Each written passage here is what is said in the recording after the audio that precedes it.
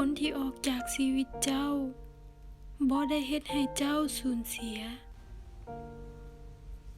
ถ้าคนนั้นคือคนที่เฮ็ดให้เจ้าทุกข์เจ็บหัวและปวดใจการที่เขาออกจากชีวิตเจ้านั่นเป็นสิ่งที่ดีบางคนเข้ามาในชีวิตเฮาเพียงช่วงหนึ่งในชีวิต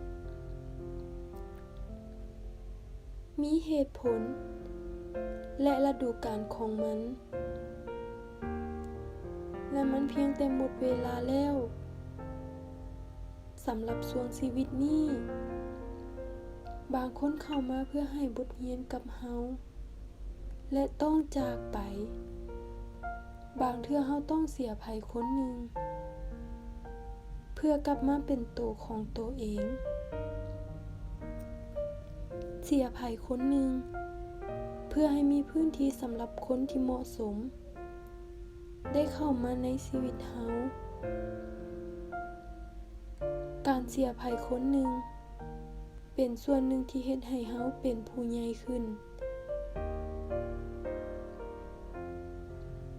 บางทีคนที่เฮาต้องการในชีวิตเขาอาจบ่แม่นสำหรับชีวิตเฮาแทนที่เฮาจะสนใจคนที่ออกจากชีวิตเฮาไปลองสนใจคนที่อยู่รอบข้างเฮาคนที่ให้กำลังใจเฮาถ้าเป็นข้อ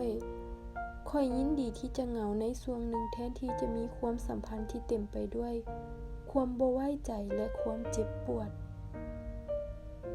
หลายๆคนอาจจะเคยเจอกับสถานการณ์นี้การที่เลิกกับไผคนหนึ่ง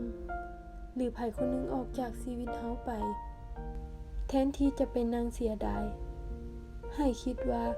ชีวิตกำลังให้หยังกับเฮาที่ดีกว่าคนนี้